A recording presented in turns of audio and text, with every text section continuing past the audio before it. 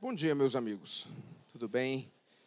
Queria conversar com vocês um instantinho antes da gente começar imediatamente nossa aula, para a gente explicar algumas coisas.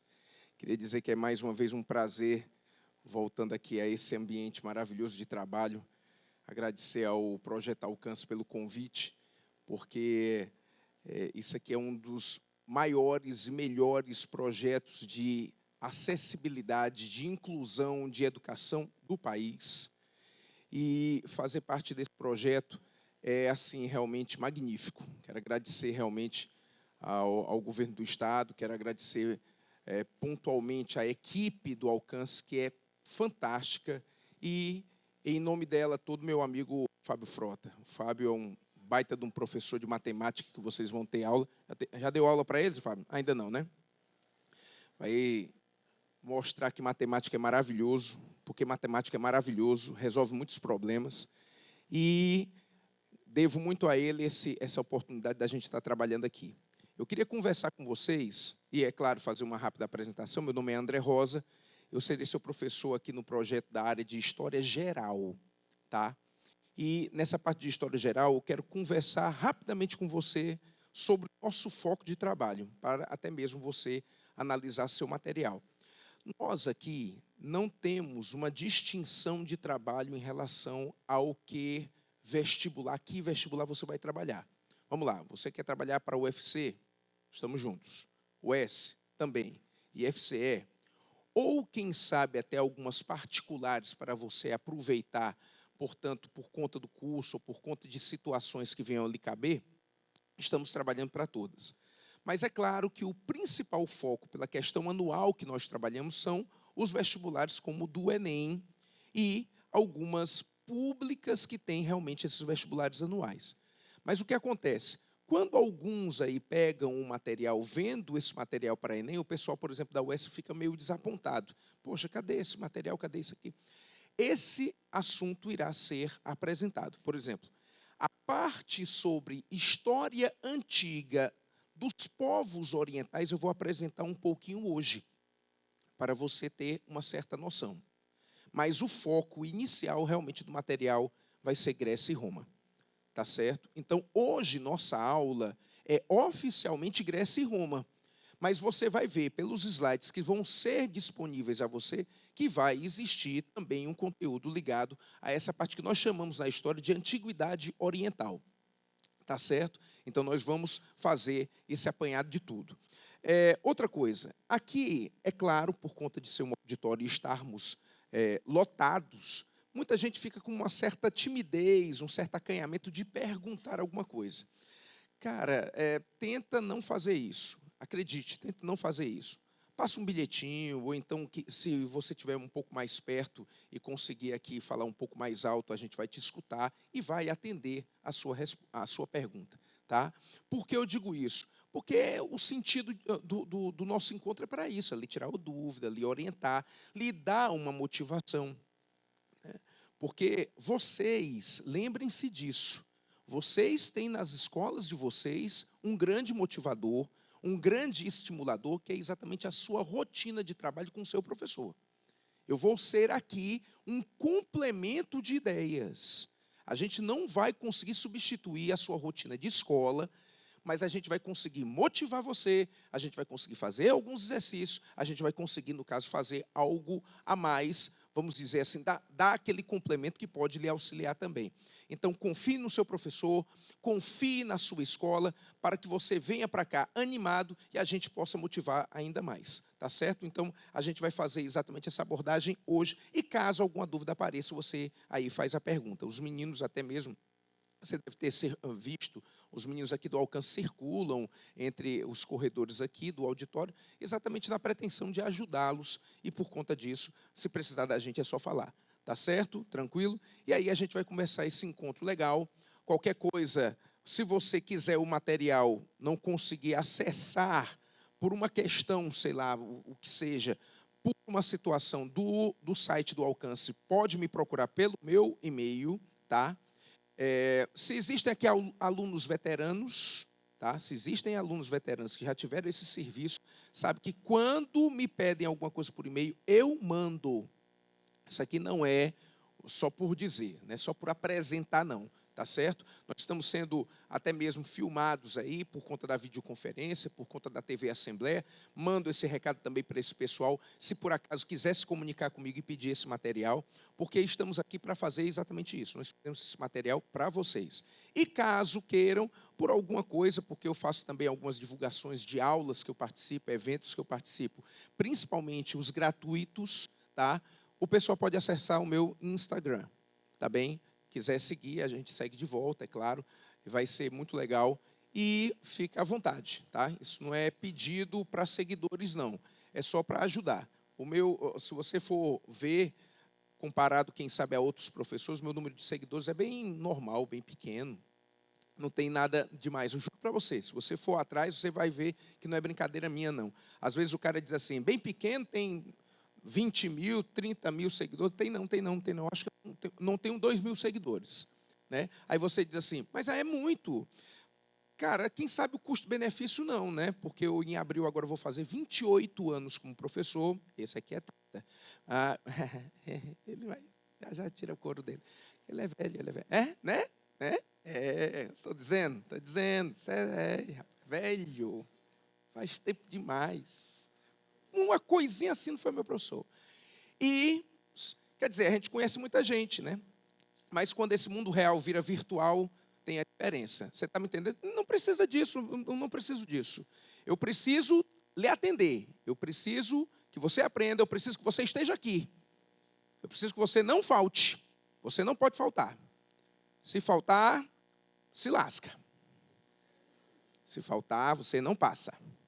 Se voltar, você vai fazer ainda 2 anos de cursinho. Fala que eu meio louco. É isso mesmo. Quem me conhece sabe que eu sou meio, no meio do caminho a coisa fica meio esculhambada, né? Mas assim, não falte. Porque tanto a gente precisa de você para a gente ter essa motivação, como você precisa da gente para lhe dizer isso, que a gente precisa de você. Tá certo? Então vamos começar? Vamos começar? Agora a gente começa. Existe uma coisa na história que ensinaram para algumas pessoas e se propagou com o passar do tempo, que eu acho absurdamente chato. Que história é uma ciência da decoreba e que você deve decorar as coisas para finalmente aprender história. Isso é absurdo, tá? História tem, como matemática tem, como a química tem, também elementos de decoreba. Sim, hoje foi aula de matemática que vocês tiveram, né? Não sei se o professor chegou para você e lhe deu dicas. Olha, decora assim, assim, assado. Quem sabe vai lhe dar dicas com o decorrer do cursinho para mostrar para você como memorizar uma determinada expressão. Tá? Como a química também. Eu, quando era aluno de ensino médio, né, e eu tinha muito professor que ensinava coisas da tabela periódica, principalmente, é claro, os elementos, fazendo uma frasezinha. Né? Bebacara-Senhor Magno. O que é o Bebacara-Senhor Magno? Berílio, bário, cálcio, rádio, estronço e magnésio. Vale, eu aprendi de outra maneira. Tem nada não, pode aprender. Contanto que aprenda. Mas é uma dica. Aí você vai treinando e memorizando. História é assim também. Tem treinamento e memorização. E uma coisa que é interessante que você entenda e memorize são datas, nomes de pessoa e nomes de lugares. Porque isso facilita a sua vida. Toda primeira aula eu faço um teste com você para você entender como você memoriza isso. Algumas pessoas dizem, não, eu não gosto disso, eu não quero memorizar isso, eu não consigo memorizar isso. Mas eu provo a você como você vive disso, memoriza isso e consegue. Eu vou fazer uma pergunta para vocês. Vocês vão me dizer se é verdadeiro ou falso. Adolfo Hitler, imperador do Império Romano, conquistou a região africana durante a Idade Média. É verdadeiro ou falso? Eu gostei das risadas. Isso não é uma tentativa de ser absurdo ou engraçado. É um teste de memorização por período. É uma questão de memorização temporal. Você sabe que o Hitler é de períodos contemporâneos. Você sabe que o Hitler é ligado à Alemanha. Você sabe que o Hitler não conquistou a África. Então você sabe memorizar a história. Claro. as datas, você vai treinando. E o menino que diz que não aprende, me desculpe a grosseria, para mim é má vontade. Claro, claro. Você não aprende uma música bem ligeirinho? Aprende uma música bem ligeirinho? Tudo bem que hoje em dia a qualidade das músicas não está lá essas coisas, né? Às vezes, né, a letra não é tão assim difícil, né? Por exemplo, teve aí um hit muito famoso que eu ouvi algumas vezes no carnaval, que já o nome da música, por ser só uma palavra, já fica fácil, né? Sonâmbulo, né? A música tem um nome, só sonâmbulo já fica mais fácil, né?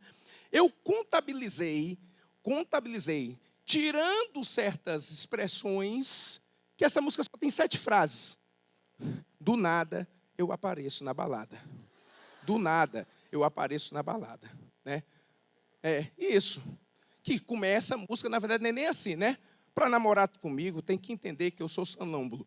Hey! Porque esse ei eu tirei. Porque se tiver o ei, tem 15 frases.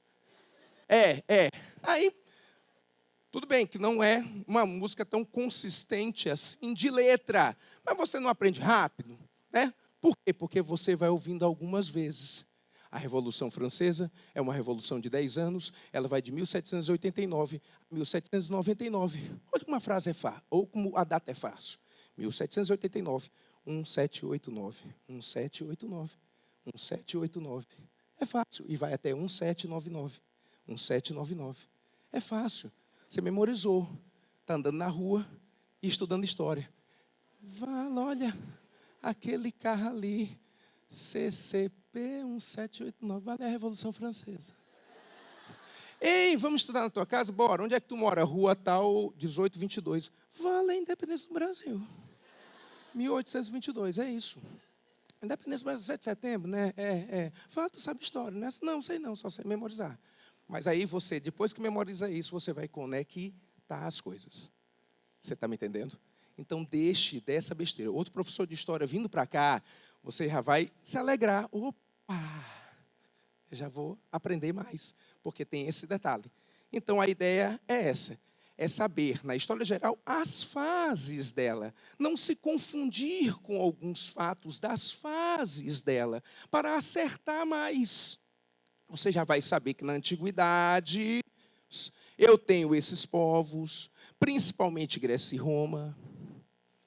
Essa fase começou com o surgimento da escrita e acabou em 476 com a queda do Império Romano. Aí começa a Idade Média, que tem esses fatos. Aí depois moderna e atualmente contemporânea. Saber como começou, saber como acabou, saber a data é importante.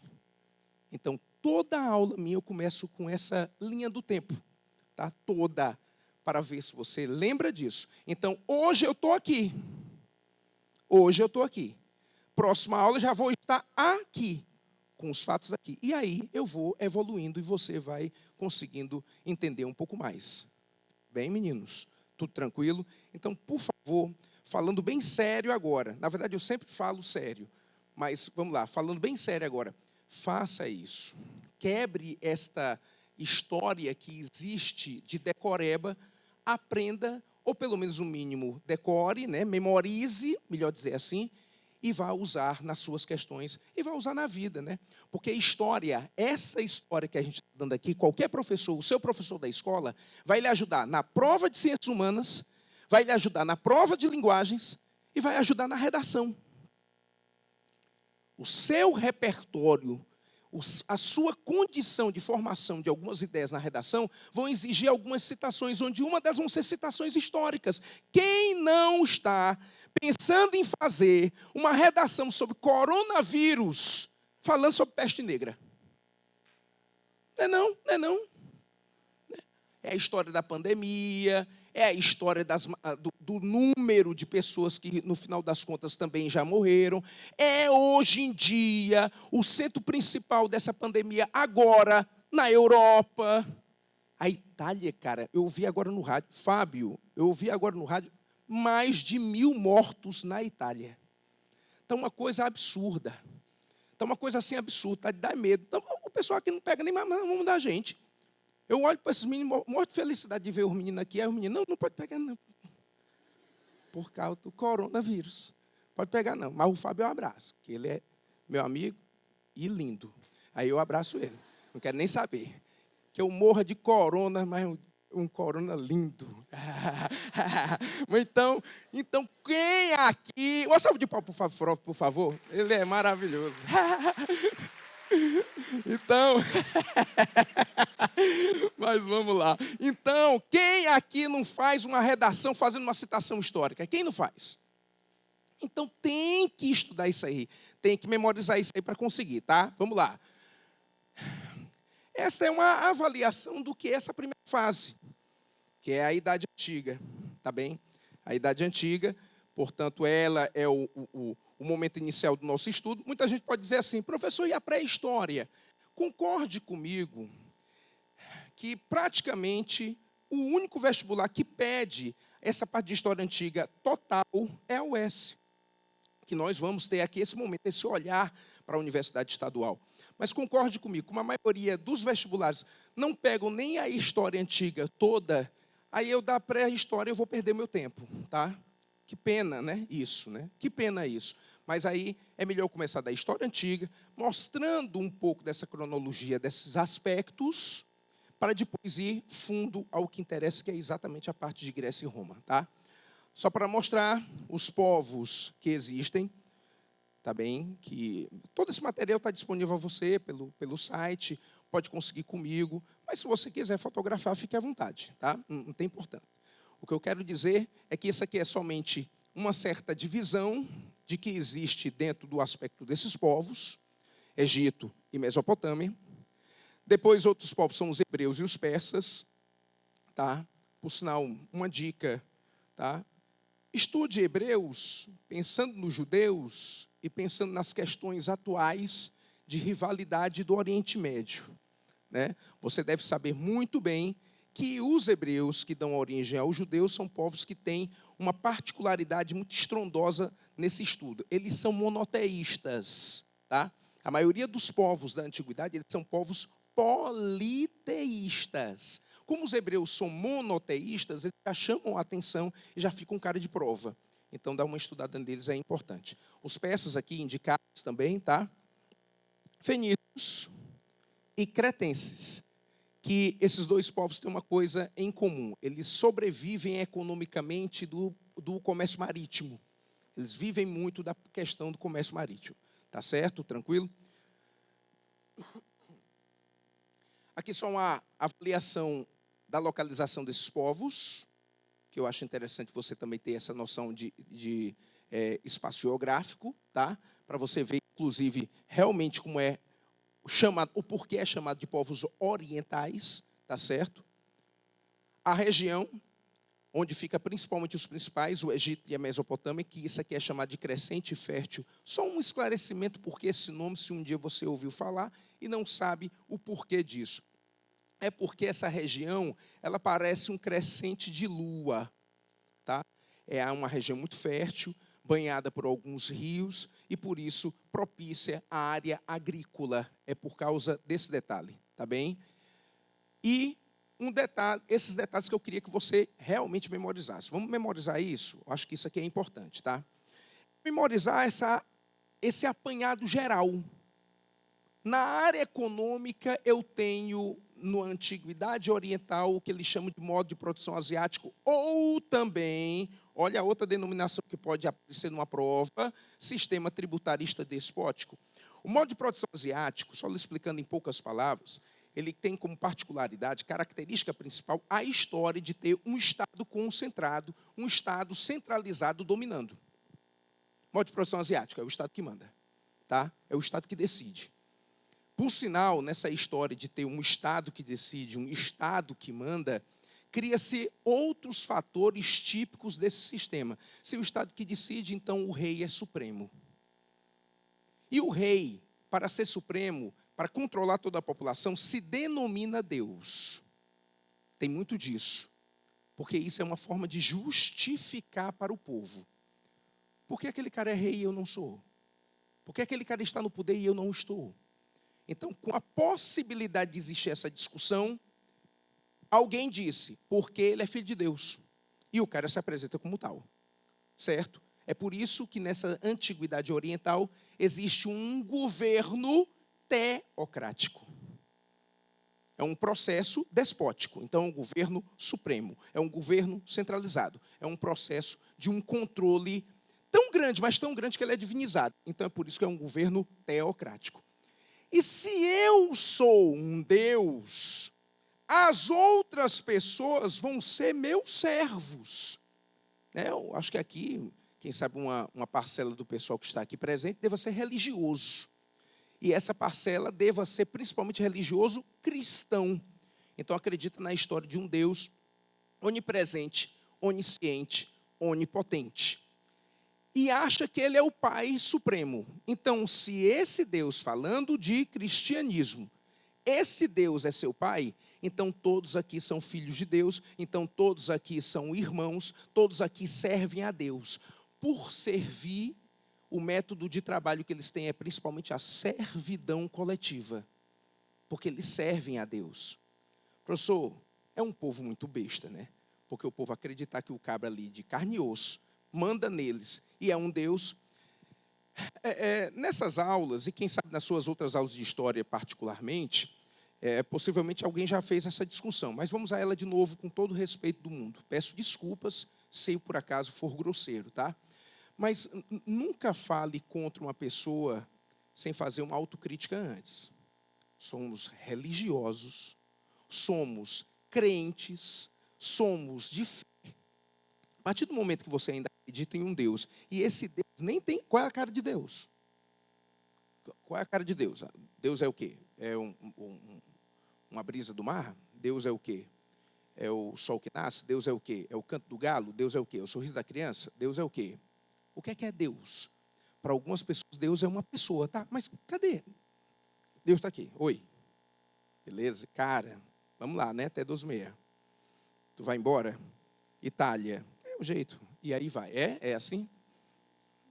Ele está aqui ou não está? Ele está do seu lado ou do meu? Você está me entendendo?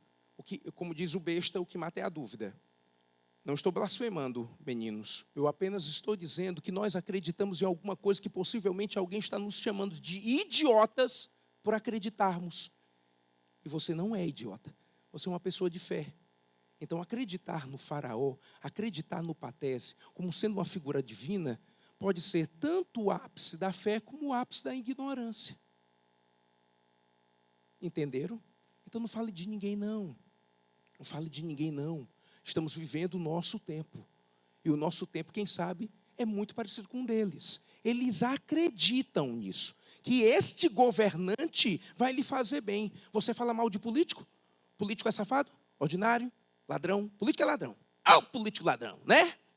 Este ano tem eleição? Não tem? Tem? Pô, vou lhe dizer o que é que vai acontecer perto de eleição com você que fala mal de político.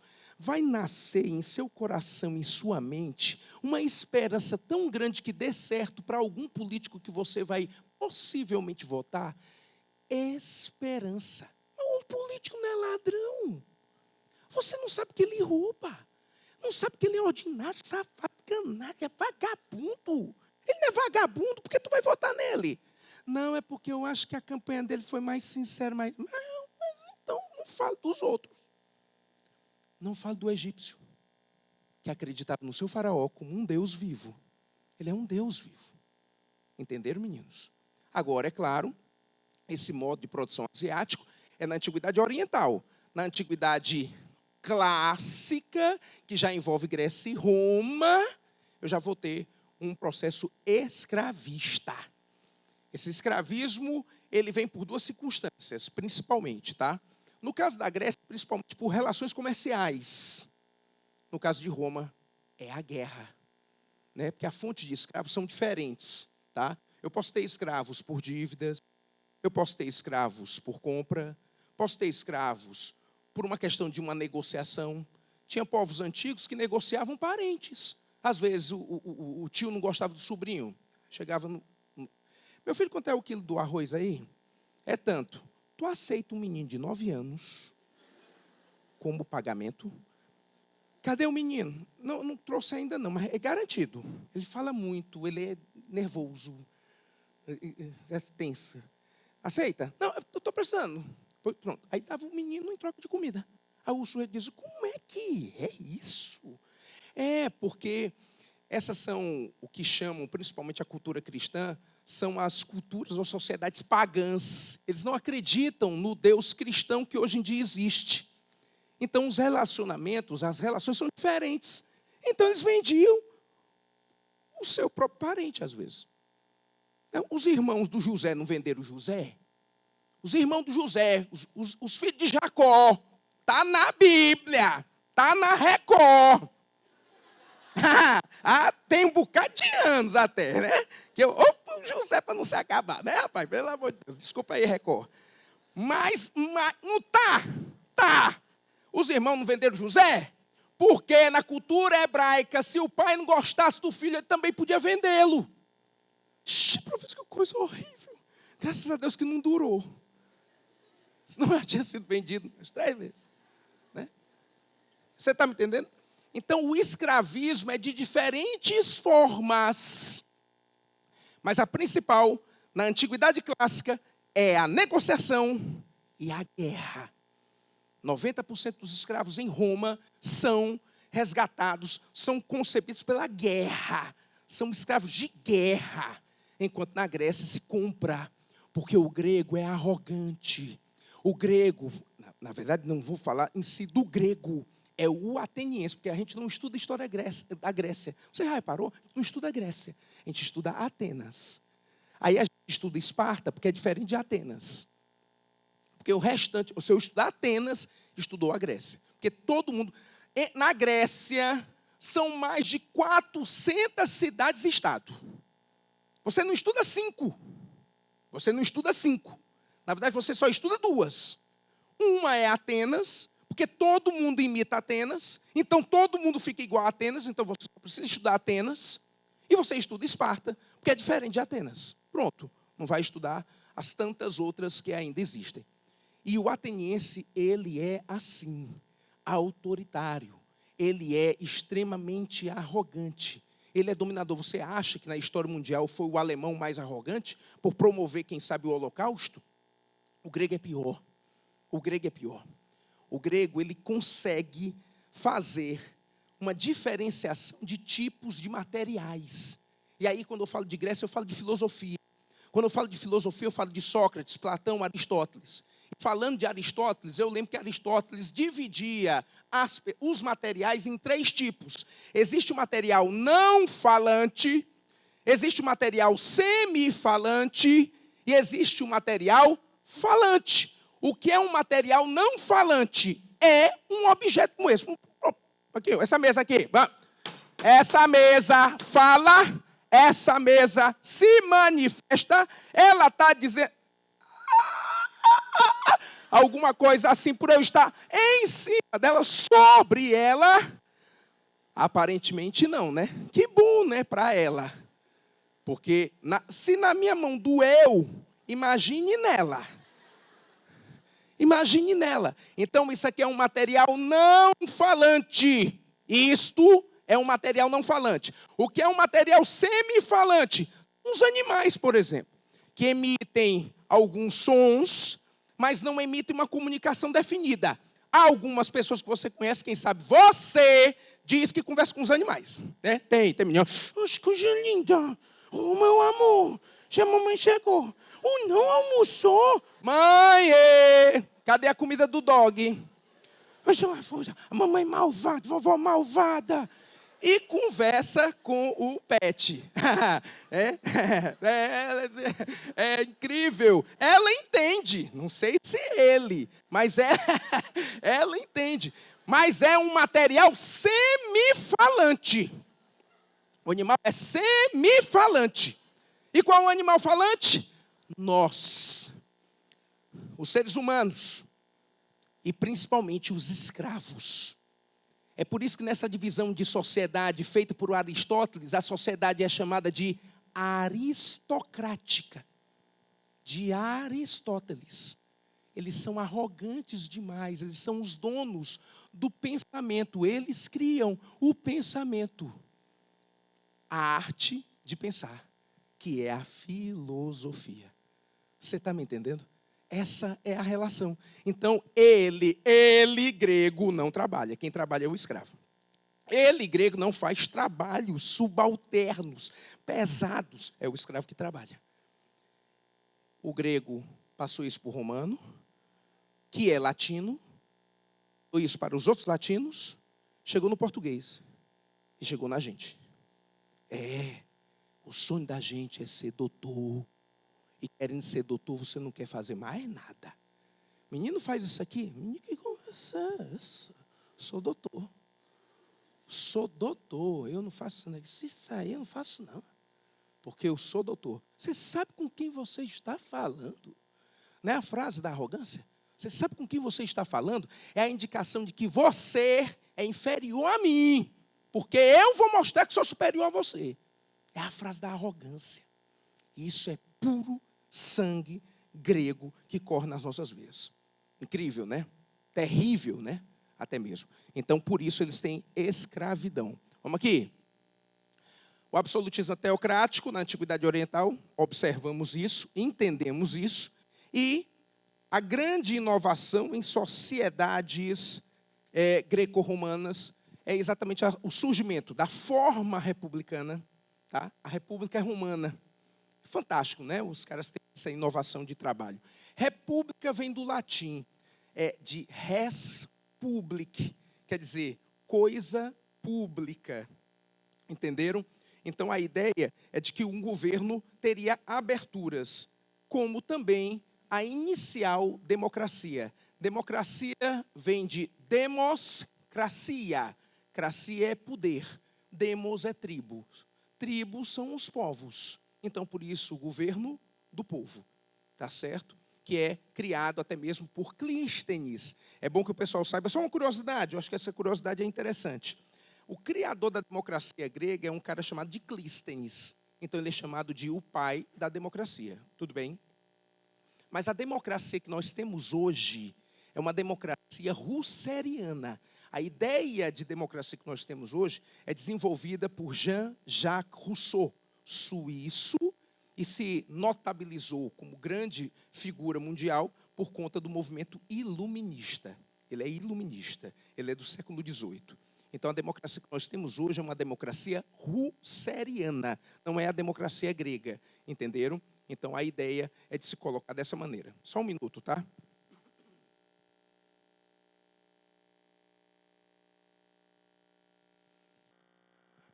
Aí também é um apanhado de ideias sobre também esses primeiros momentos da antiguidade, onde na sociedade e cultura eu mostro o que eles têm de característica, principalmente dando como principal indicação, isso aqui, meninos, ó, que a gente já conversou.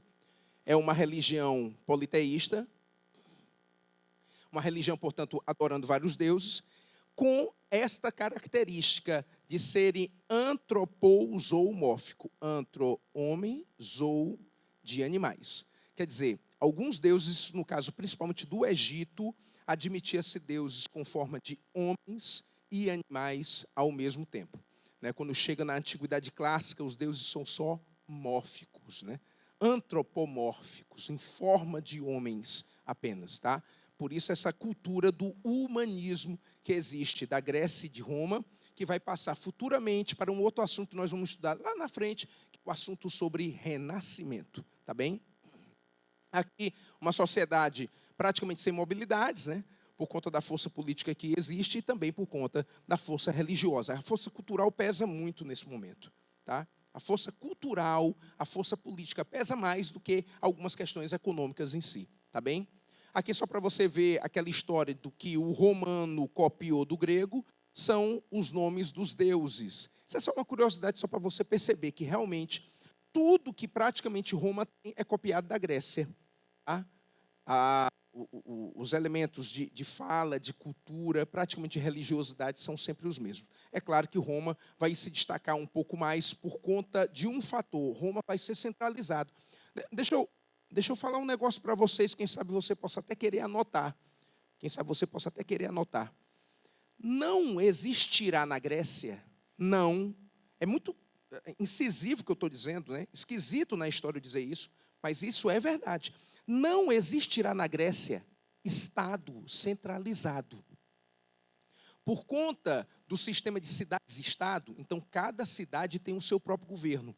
Como eu disse, são mais de 400 cidades. Então são mais de 400 governos que estavam unidos por elementos culturais, por elementos religiosos, mas não por elementos políticos. Já Roma tem um Estado centralizado. Roma começou com uma monarquia, né? Roma começou com uma monarquia, tá? Aí passa para uma república, uma abertura, mas depois ele volta para um império, que é uma forma de centralização também. Então, a ideia que vocês têm que entender é que o romano pegou muita coisa do grego, mas principalmente elementos culturais, políticos não. Como eu disse, se alguém quis anotar repetindo, a Grécia nunca teve um Estado centralizado. Nunca. O professor porreu uma vez, fazendo um simulado, fazendo umas questões para estudar. Lá na questão dizia que o determinado povo da Grécia tinha um Estado centralizado. Teve um momento de centralização. Eu vou lhe dizer qual foi o momento de centralização que o grego teve. Mas ele não foi político. Eu continuo a dizer. Eu estou reafirmando, portanto, que a Grécia nunca teve um Estado centralizado. Tudo bem? Mas ela teve um momento em que as cidades precisaram se juntar, se centralizaram por conta de um fato, que foram as guerras médicas. Os gregos foram invadidos pelos persas. Ao serem invadidos pelos persas, eles precisaram se unir para combater um inimigo em comum. Então, houve uma união militar por um certo período, mas não foi político. Quando eles venceram os persas, porque nas guerras médicas quem vence são os gregos, quando os gregos vencem os persas, acaba essa união. Na verdade, eles vão fazer uma relação agora militar, que vai dar origem até mesmo a uma confederação militar chamada Confederação de Delos, que isso é uma conversa que a gente pode até mesmo ter, tirando umas dúvidas, mas isso não é, meninos, isso não é uma unificação política, tá certo? Não é. Tudo bem? Vamos continuar aqui, por favor. Mais uma vez aí, agora nós estamos entrando definitivamente no assunto Grécia, só para você ver aí a questão do espaço, do processo, né? Como os gregos realmente ocupavam muitas regiões, é a região do Mar Egeu, tá bem? Bem aqui, na localidade da Ática, está Atenas e no Peloponeso está Esparta, tá certo? Só para você ter uma identificação aqui. Aí, a grande importância que existe, e isso é que cai na prova. Hoje em dia, as questões de Grécia na prova, só essa dica eu acho que vocês já devem ter notado, que aqui eu acredito que grande parte, se não todos aqui já fizeram um Enem na vida, né? Valendo ou não valendo, tá? Não precisamos ter esses detalhes. Mas você já feito o Enem, você pode notar, não existe questão sobre Grécia.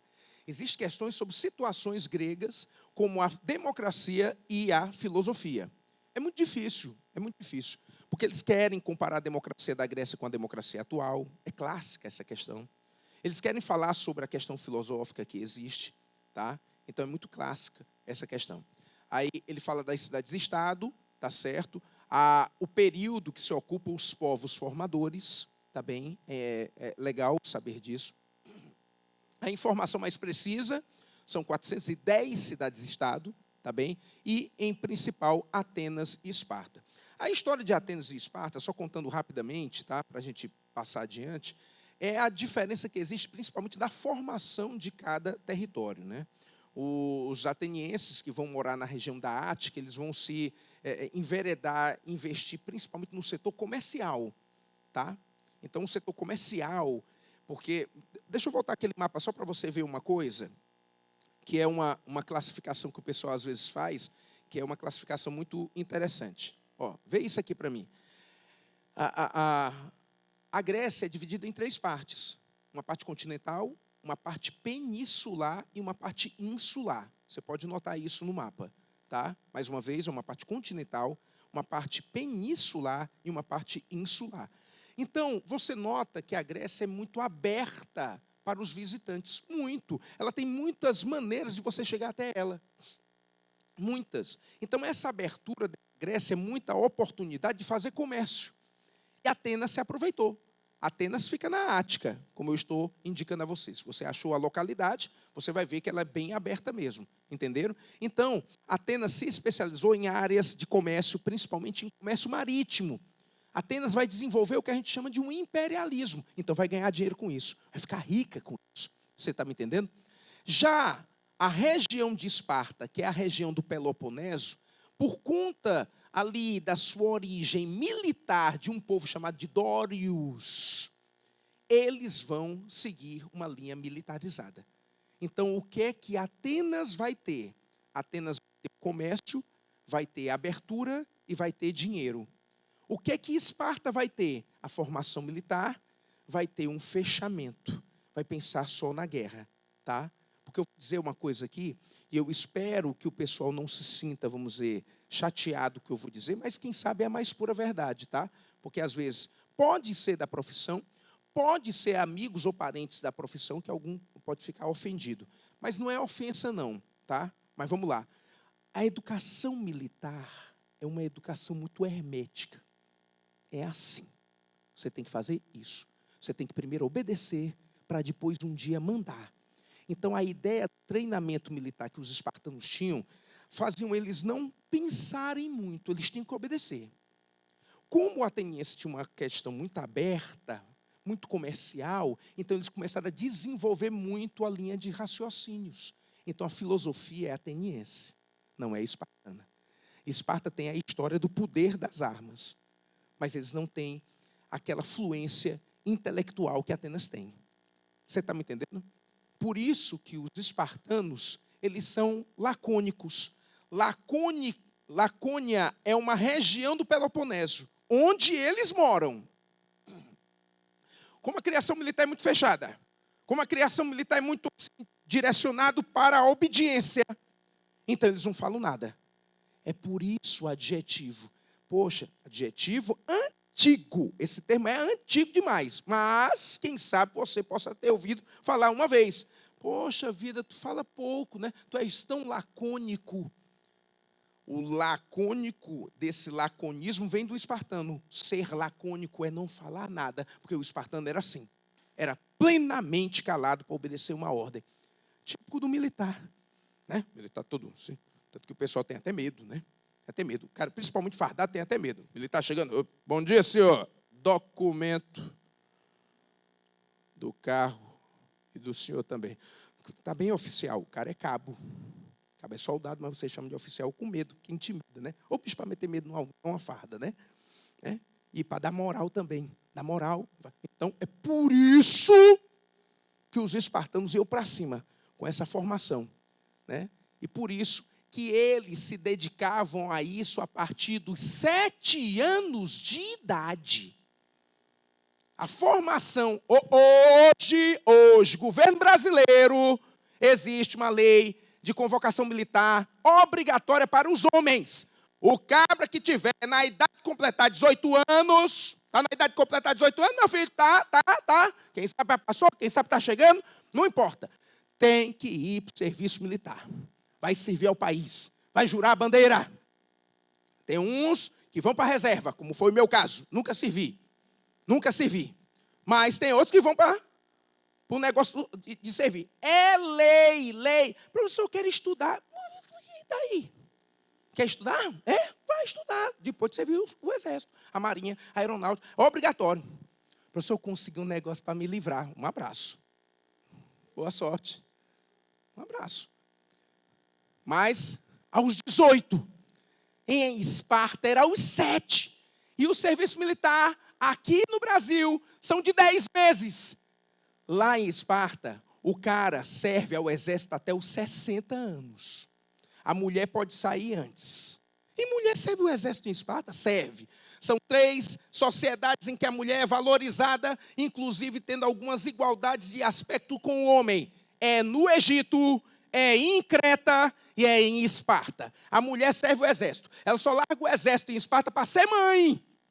Porque bota na cabeça dela que ela, sendo mãe, ela vai ter uma importância para a sociedade que é gerar novos soldados para Esparta.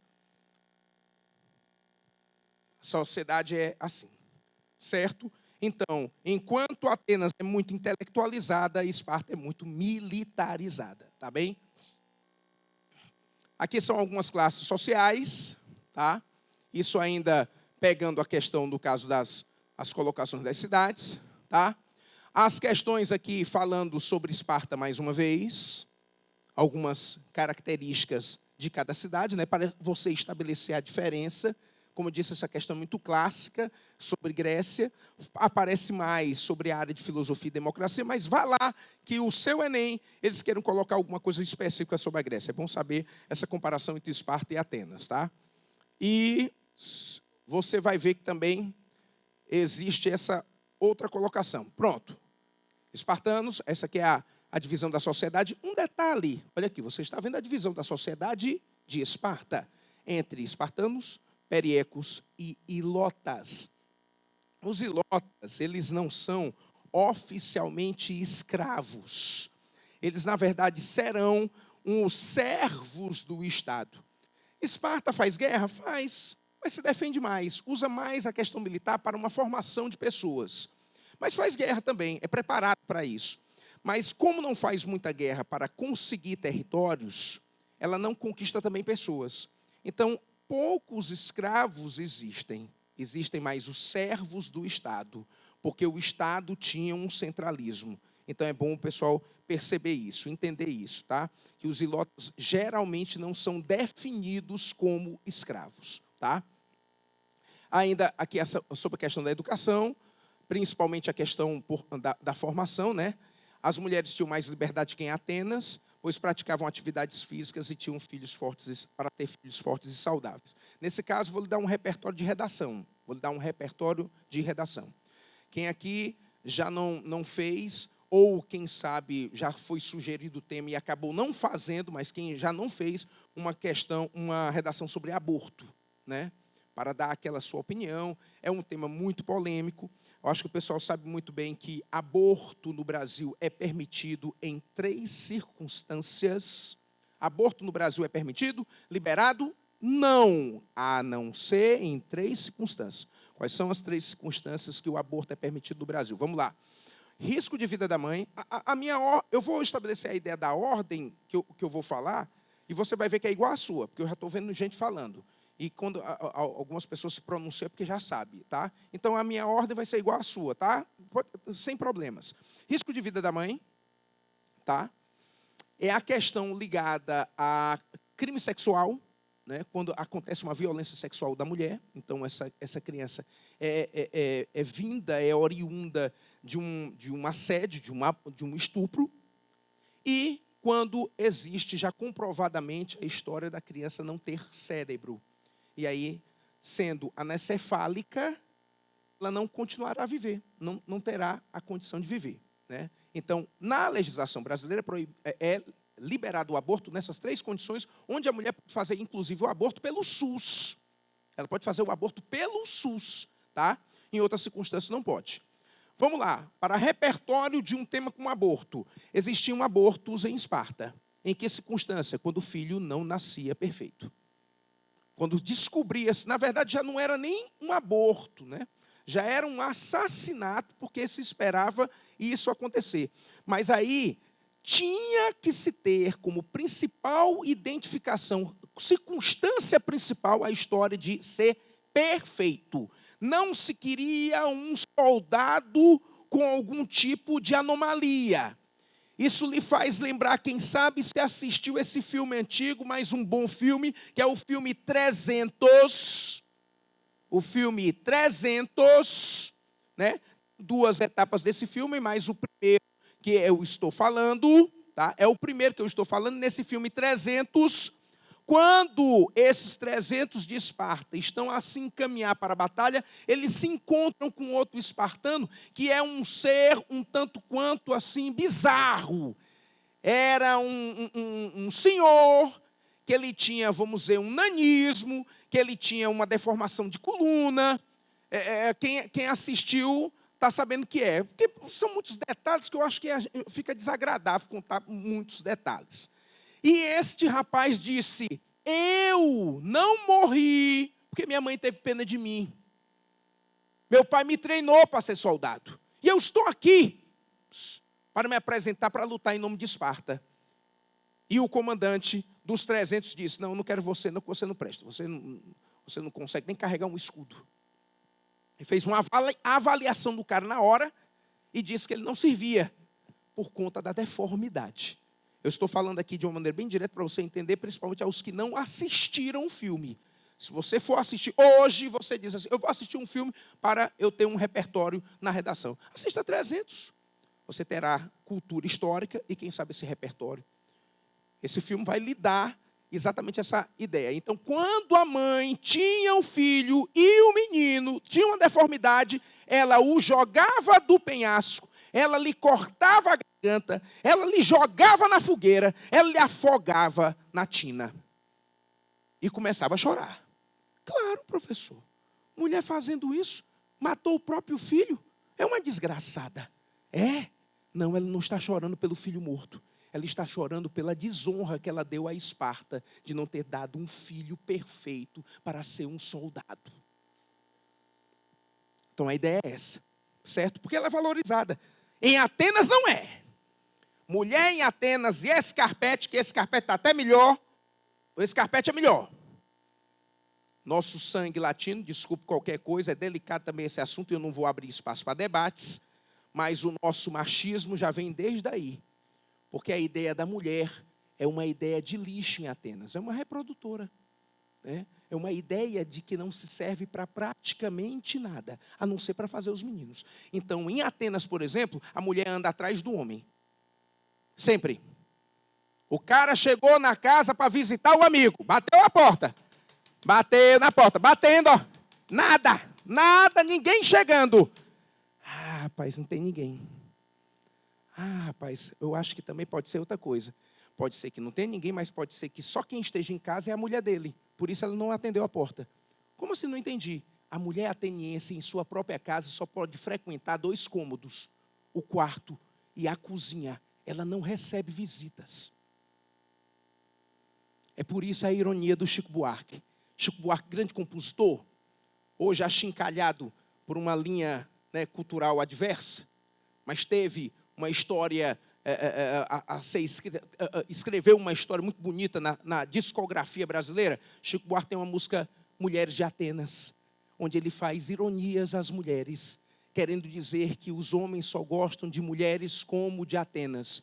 Que os homens machistas dão a dica para a mulher, mirem-se no exemplo daquelas mulheres de Atenas, que são loucas pelos seus maridos, orgulho e raça de Atenas. Elas não são nada, os maridos é que são orgulho e raça. É ironia.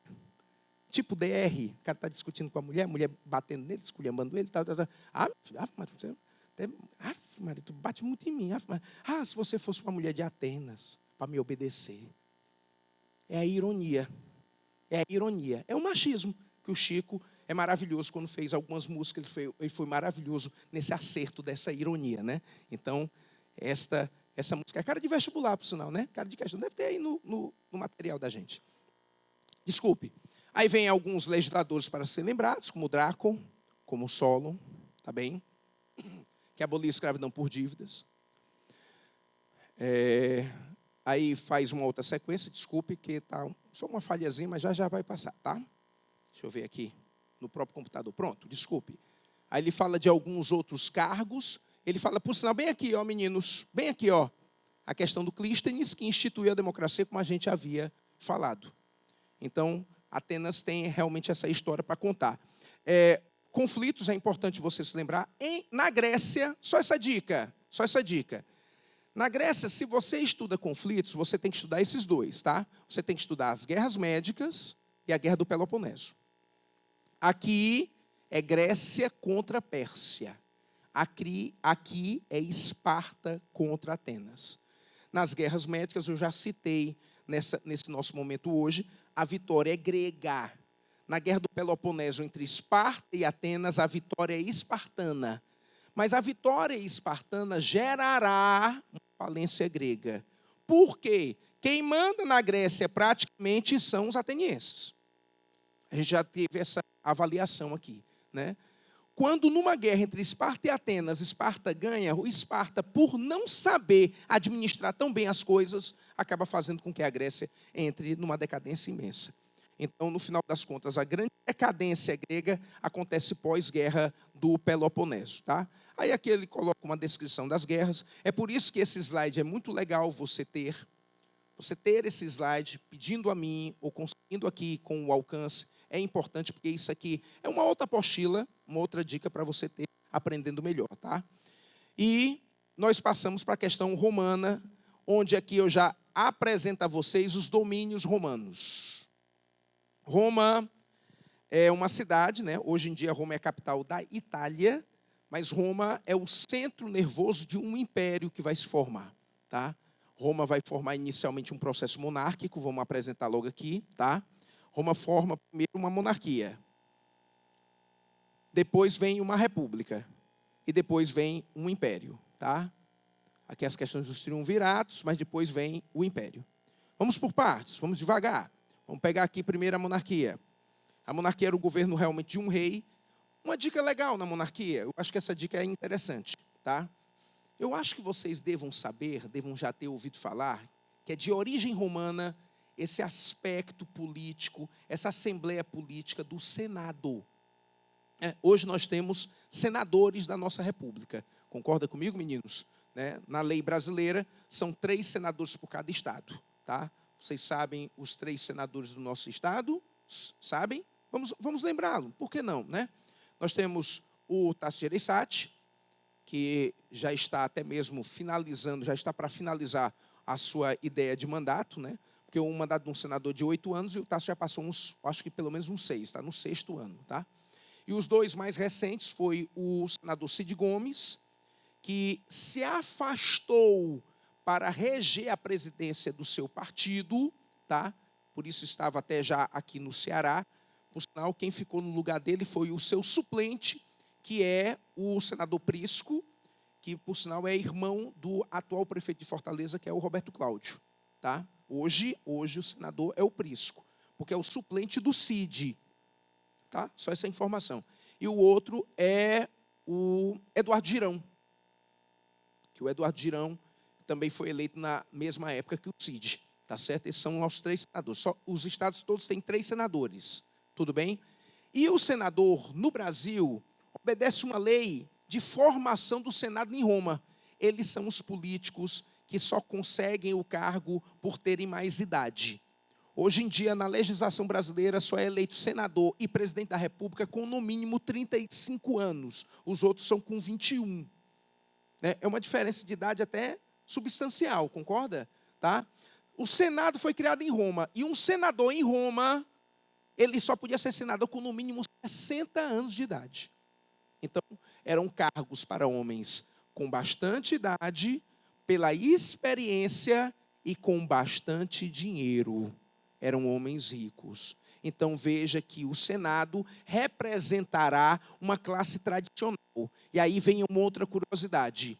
Lembre-se do Congresso Nacional. O prédio do Congresso Nacional. Lembre-se do prédio do Congresso Nacional, tá? Como é o prédio do Congresso Nacional? Tem um congresso, tem uma assembleia que é assim, é fechada. Tem outra assembleia que é aberta. Não é assim o congresso? Uma fechada e uma aberta. Uma para cima e outra para baixo. Tá?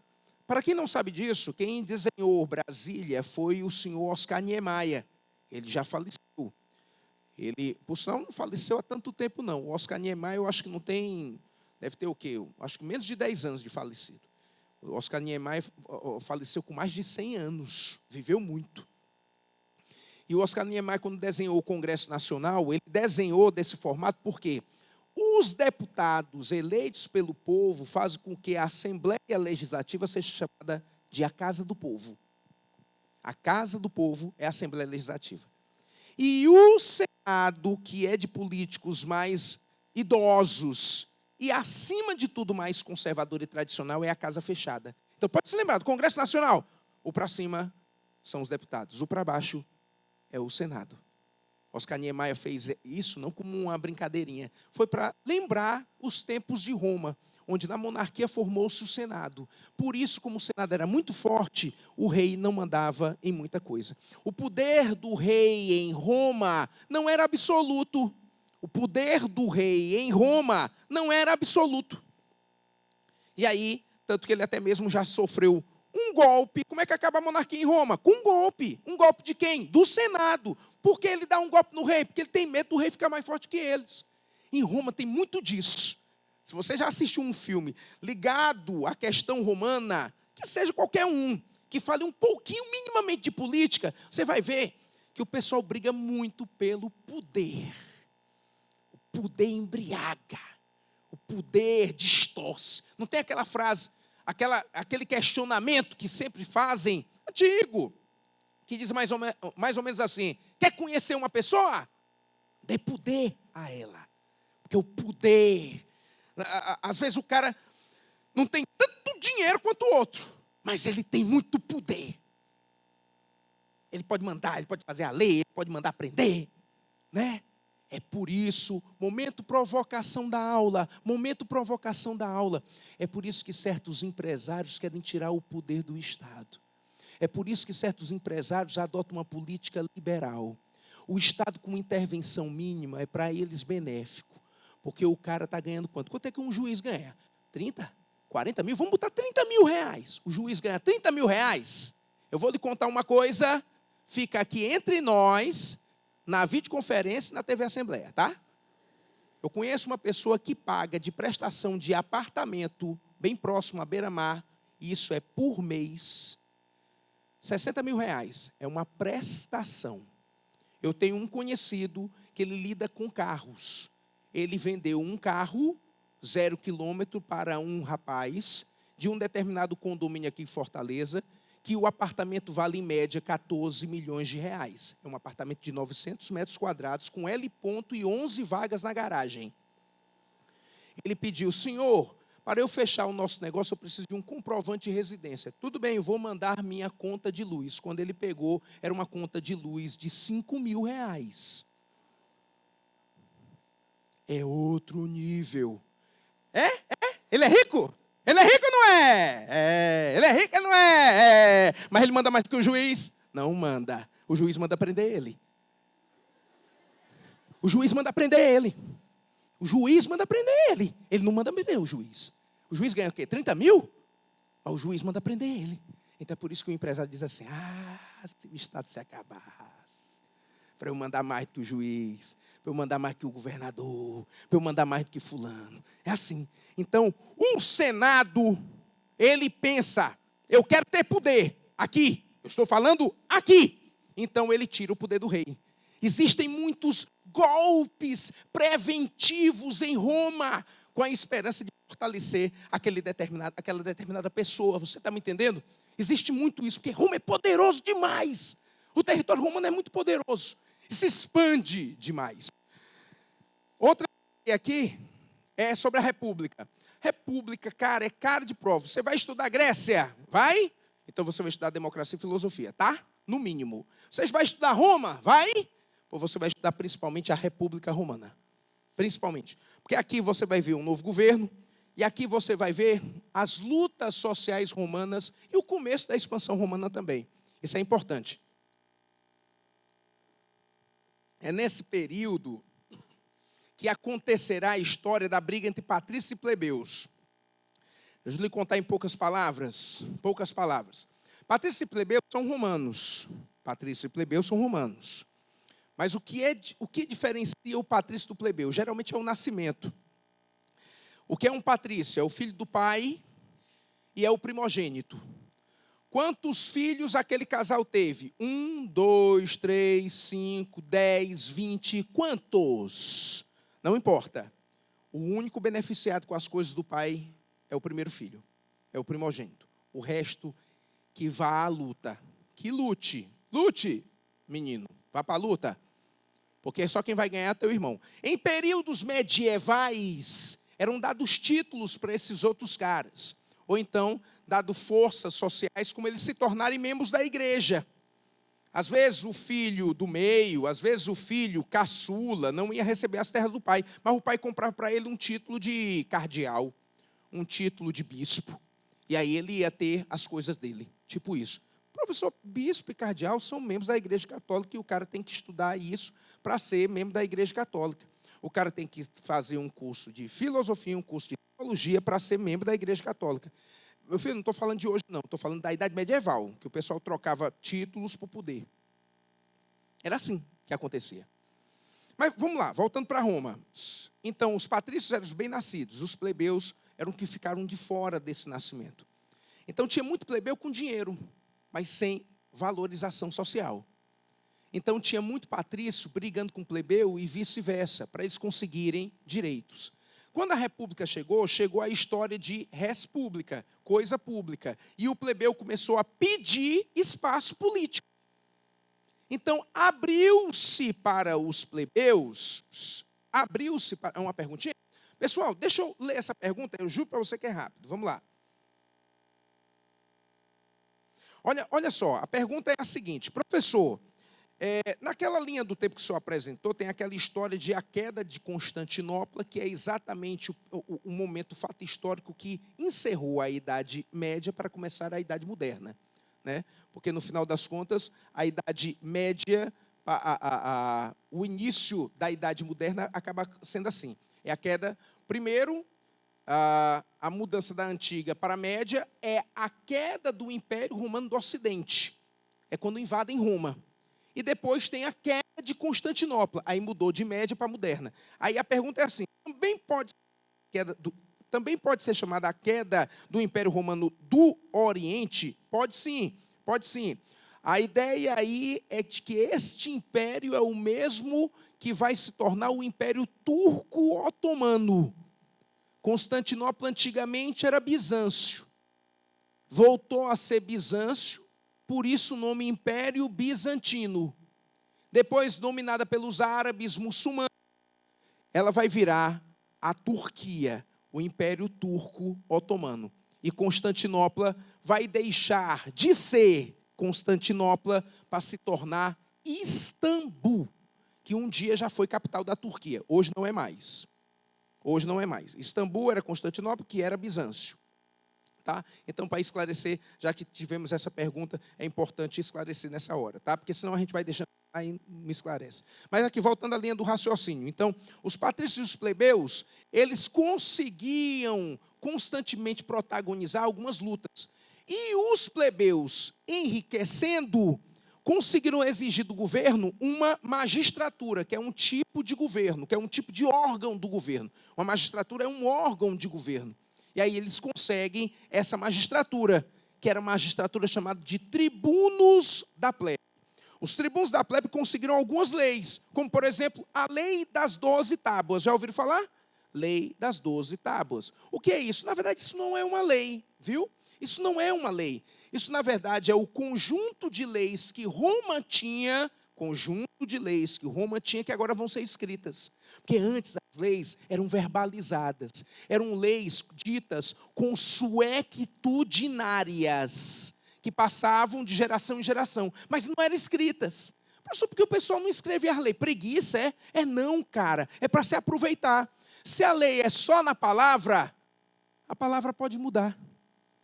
Então, eu estou mandando você fazer isso hoje, posso amanhã mandar você fazer outra coisa, pior, maior.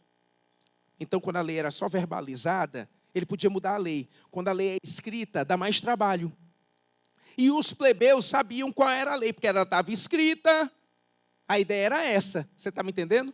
Outra lei que foi criada para benefício dos plebeus foi a lei Canuleia, que é a lei do casamento. Antigamente, plebeu não podia casar com patrício. Patrício não queria casar com plebeu. Plebeu queria casar com patrício. Mas patrício não queria casar com plebeu. Ia se misturar? Mas agora pode. Professor, que coisa horrível. O patrício não queria casar com um plebeu, por quê?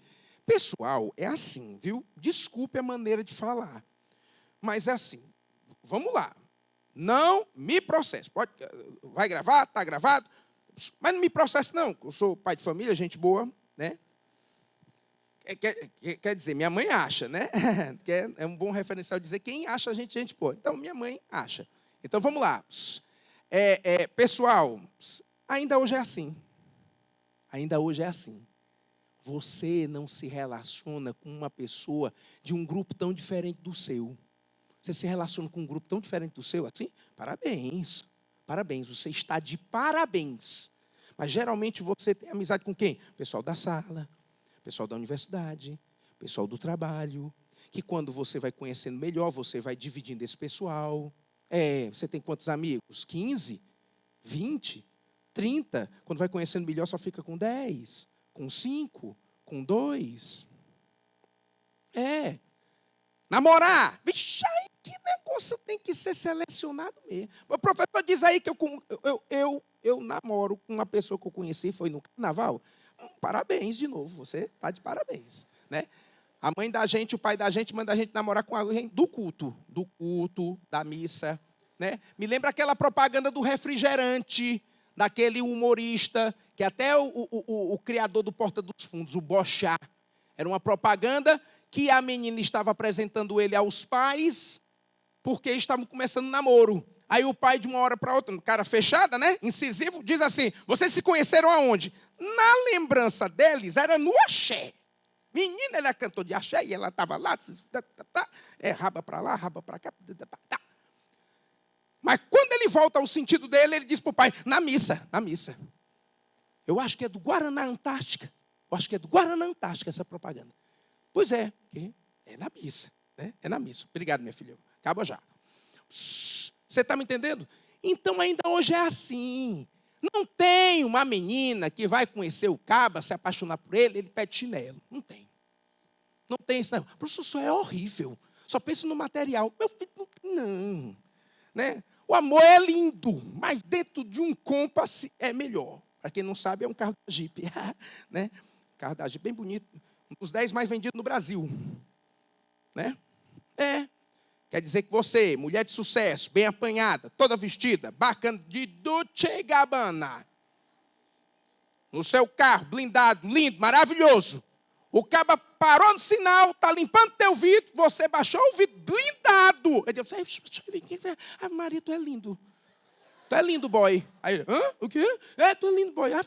Esse teu cheiro de lixo me excita, acredita? Eu estou doidinho aqui. Duvido.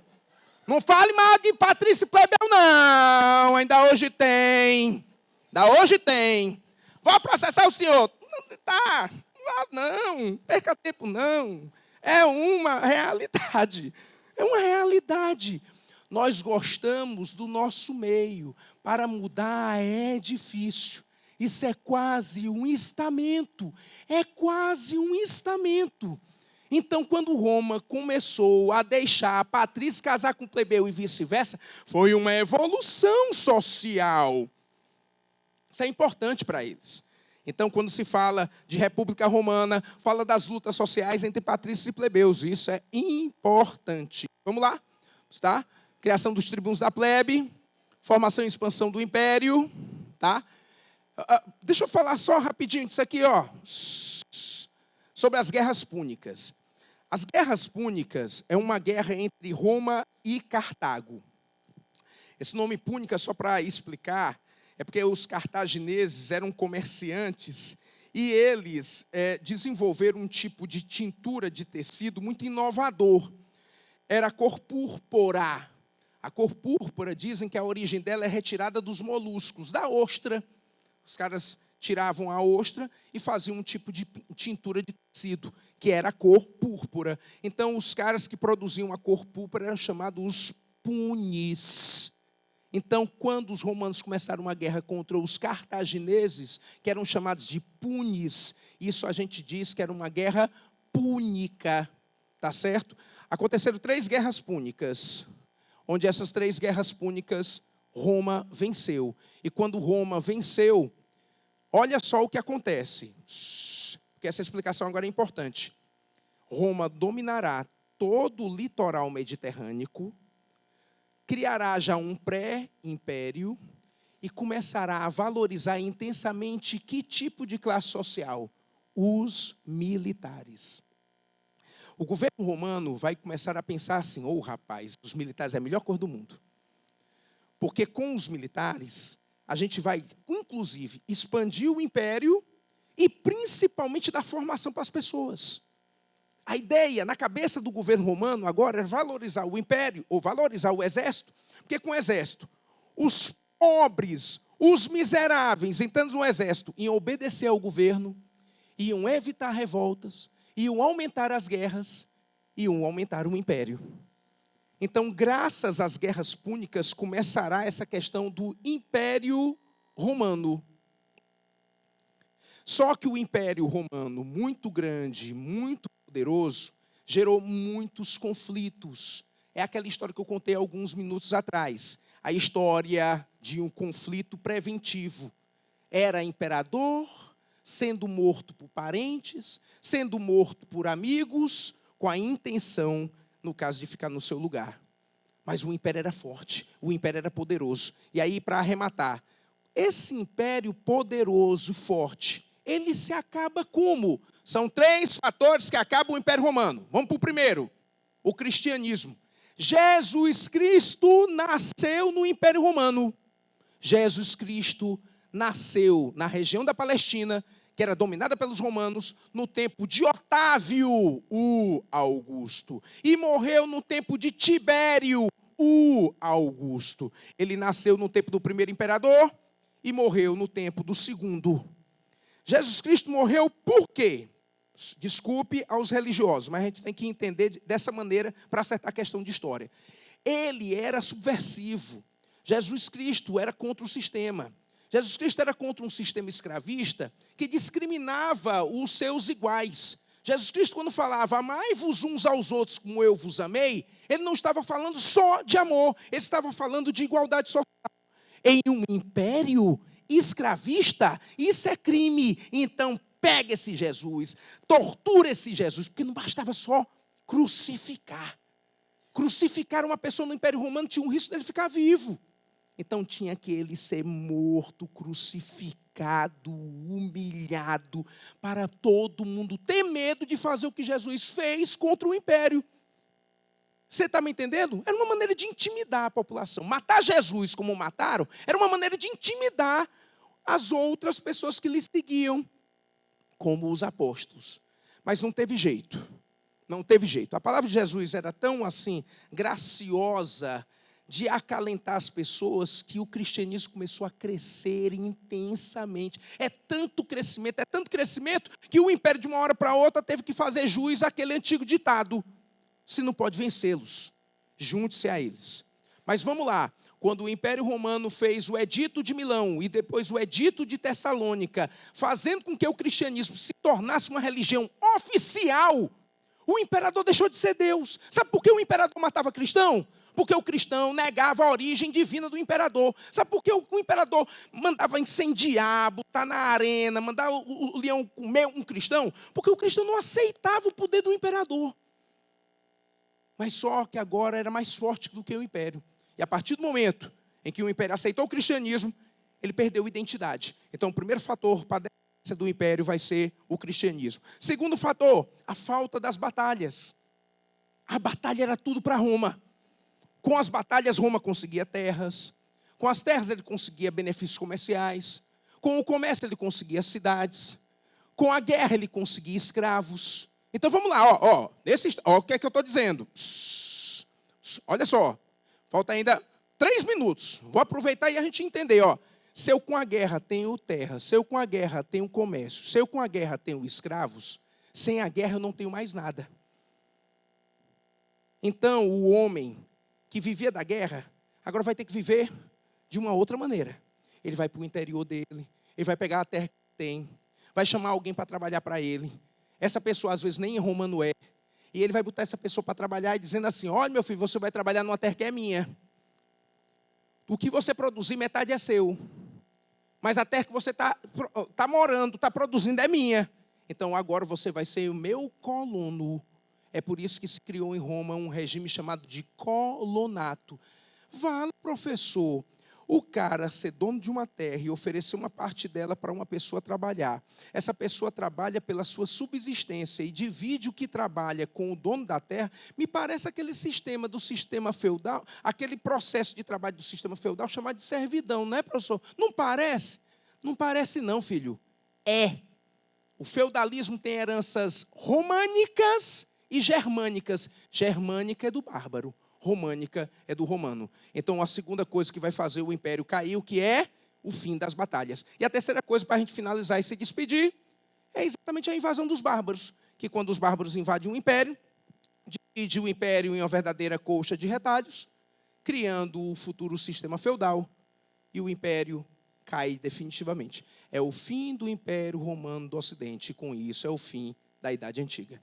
Só uma despedida em 10 segundos. Obrigado pela atenção.